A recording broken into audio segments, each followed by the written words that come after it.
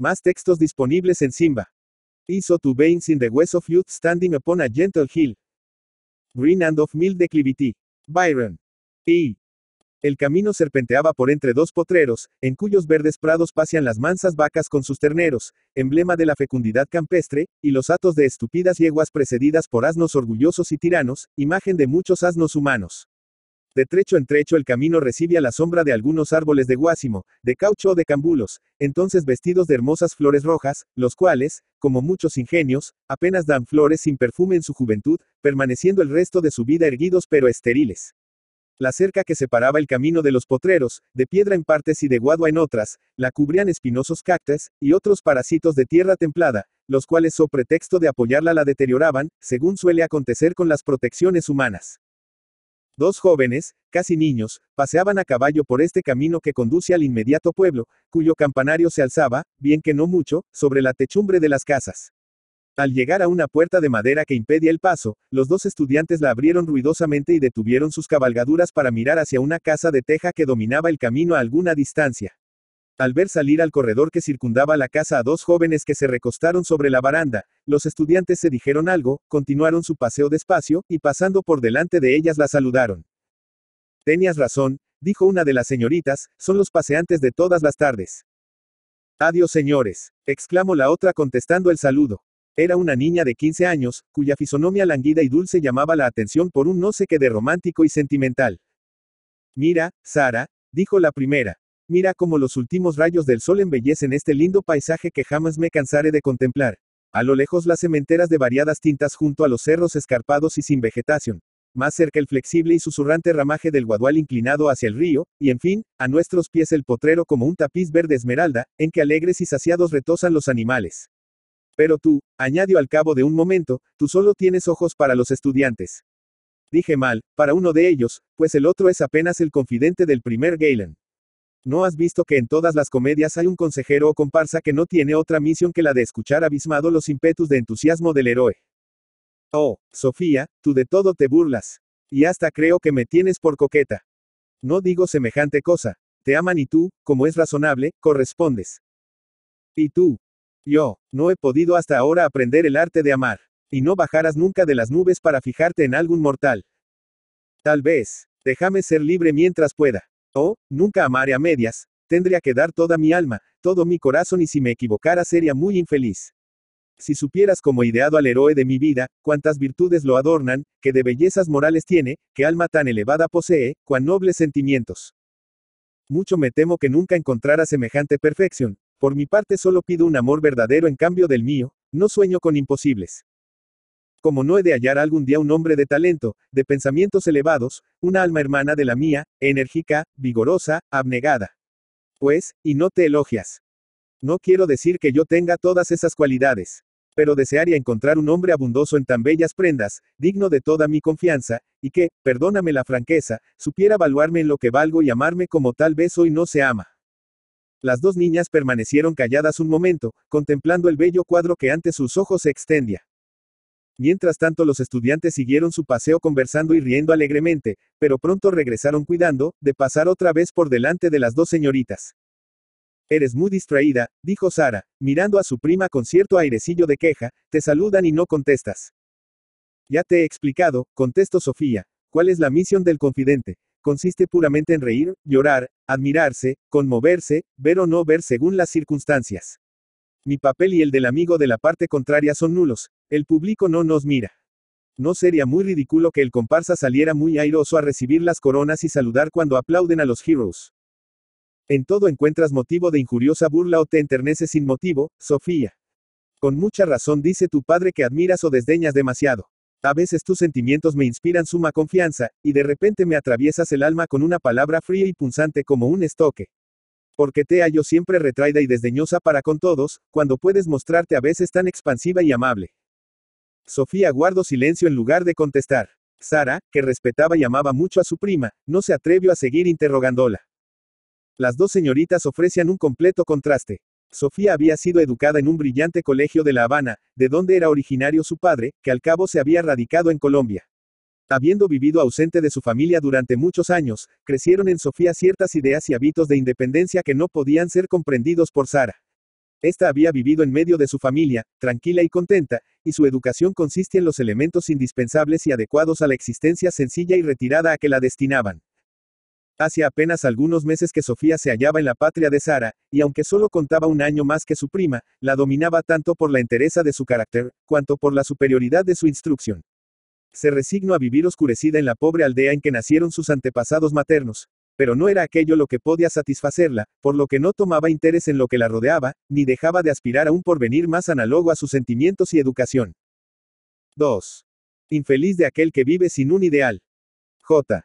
Tourguenff. Algunos meses después celebraban en el pueblo del Valle la Nochebuena. Sofía y Sara quisieron asistir a la misa de medianoche, vulgarmente llamada de gallo. En todo tiempo a las 12 de la noche ha sido una hora misteriosa para los sencillos habitantes de aquella provincia. Para muy pocos había sonado hallándose ellos fuera de su cama, viniendo a ser un acontecimiento extraordinario que formaba época en la vida el oír dar la solemne hora sin haber dormido. Así fue que las personas de la familia que accedieron a acompañar a las dos niñas a la iglesia, para no pasar por Calavera se acostaron a las 8, a fin de estar bien despiertas a medianoche. Sofía propuso a su prima que se estuviesen levantadas hasta la hora de ir a misa. ¿Y cómo pasaremos la noche?, dijo Sara bostezando, todos duermen. ¿Cómo? Te divertiré contándote cuentos como a una niña llorona. Sofía y Sara se fueron a recostar contra la media puerta de la sala que daba a la plaza del pueblo. Todo dormía. La noche estaba bellísima. La suave luna iluminaba con su plateada luz el espacio abierto. El campanario de la iglesia proyectaba su negra sombra sobre la plaza, como un pensamiento de duelo en una vida dichosa. Todo dormía. Un tenue vientecillo barría lentamente las escarmenadas nubes del cielo azul turquí en que resaltaban como blancos lirios en un jardín, en tanto que los cerros estaban cubiertos por una ligerísima niebla semejando un velo de transparente gasa. Todo dormía. El perfume de los azahares y jazmines se esparcía por el ambiente impresionando el alma como las palabras suaves y los recuerdos tiernos. Oh, exclamó Sofía, qué linda noche, Sara mía. ¿No sería acaso un crimen de lesa naturaleza el irnos a dormir ahora?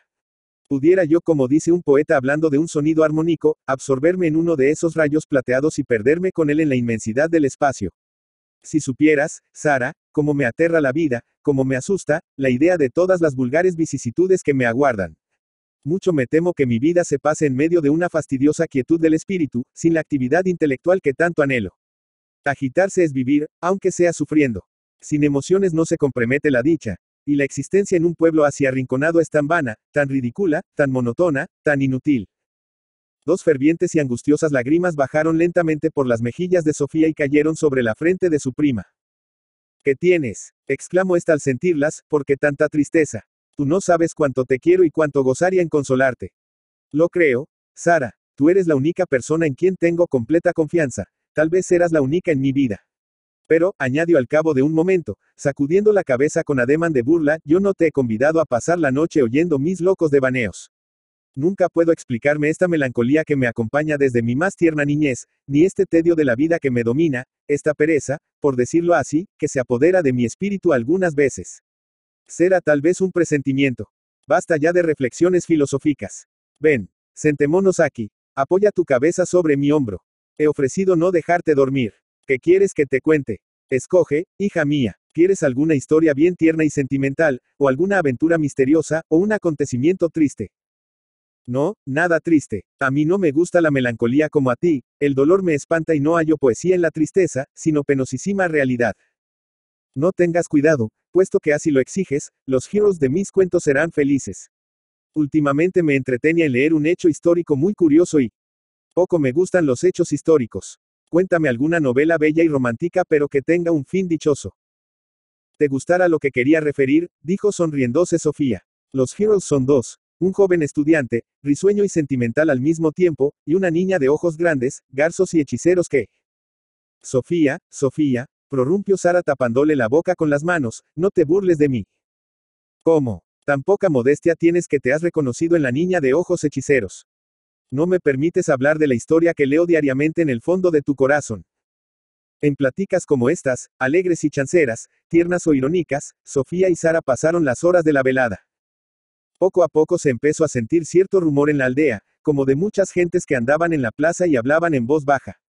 Al fin las campanas rompieron, a tocar alegremente, despertando a los perezosos, y luego se oyeron algunos cohetes lejanos. Creció el rumor y sonaron por todas partes gritos y cantos de gozo. De repente rasgaron el aire los ruidosos acordes de la banda de música de la aldea, que se había situado en el altozano, anunciando la ceremonia religiosa con acompasados valses y cadenciosas contradanzas. ¡Aleluya!, exclamó Sofía, levantándose con toda la vivacidad de la infancia. Ya es tiempo. Vámonos. Divirtámonos, añadió, a misa, a misa. ¿Eso llamas diversión?, preguntó escandalizada Sara, que se enjugaba los ojos, enternecida aún con lo último que le había referido su prima. Llamemos cada cosa por su nombre, contestó Sofía. Ir a misa de gallo, no es un acto religioso, sino una distracción. El estrepitoso júbilo de Sofía duró un momento. Al llegar a la puerta de la iglesia ya había pasado, quedando grave y pensativa. Al tiempo de arrodillarse, Sara apretó fuertemente el brazo de su prima y le dijo, mira, allí está.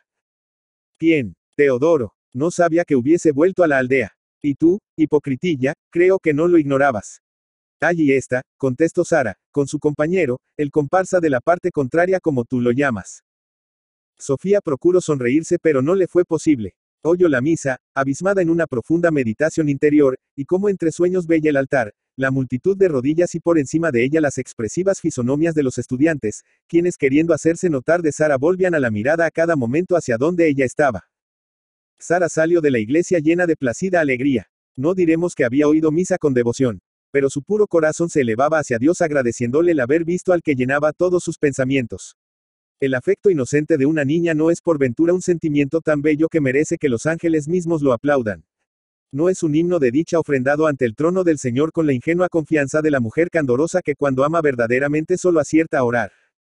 La luna se sumerge en el horizonte, y las sombras de las casas cubrían toda la plaza, quedando apenas iluminadas las cabezas de la multitud que aguardaba en el altozano de la iglesia la salida de los demás, mientras que la banda de música echaba el resto de sus armonías y algunos aficionados hacían desiguales descargas de escopeta en prueba de su devoción.